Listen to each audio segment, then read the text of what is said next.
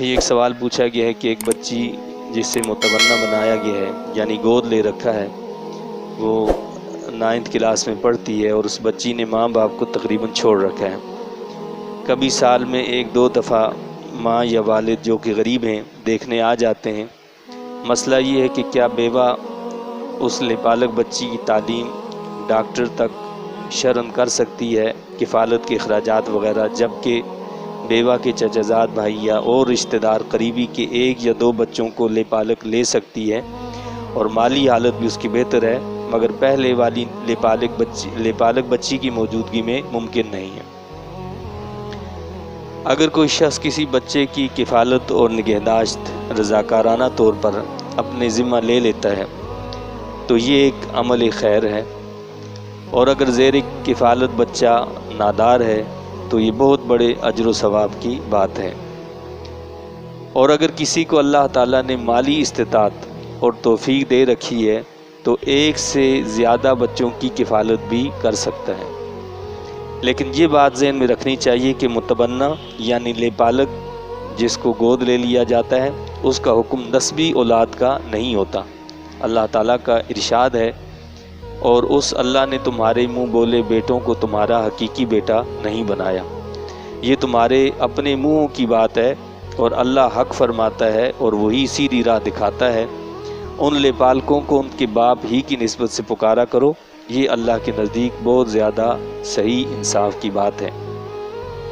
حضرت سعد بن ابی وقاص اور ابو بکرہ رضی اللہ تعالیٰ عنہما دونوں بیان کرتے ہیں کہ ہم نے اپنے کانوں سے سنا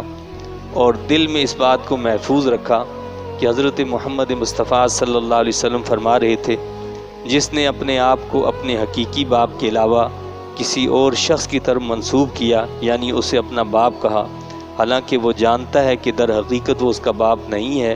تو جنت اس پر حرام ہے۔ لہٰذا لپالک یا متبنہ کا حکم یعنی جسے گود میں لیا گیا اس کا حکم حقیقی اولاد کا نہیں ہے، نہ ہی وہ اپنے مربی کے وارث بنتے ہیں، بلکہ ترکہ شریعت کے احکام کے مطابق اصلی اور حقیقی وارثوں میں تقسیم ہوگا۔ البتہ اگر کوئی شخص اپنے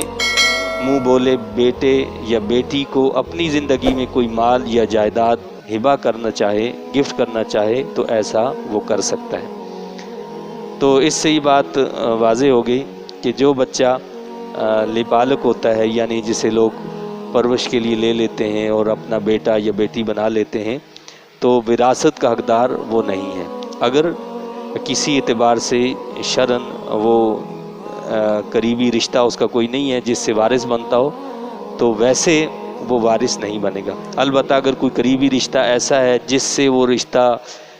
وراثت میں اس کو حصہ مل سکتا ہے تو اس کے مطابق حصہ ملے گا۔ بصورت دیگر یعنی کسی کو اگر صرف ہم نے لے لیا ہے اور اس کو ہم نے پال لیا ہے، چاہے وہ ہمارے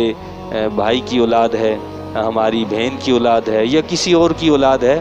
تو بہرحال اس کو وراثت نہیں ملے گی۔ البتہ زندگی میں اگر کوئی شخص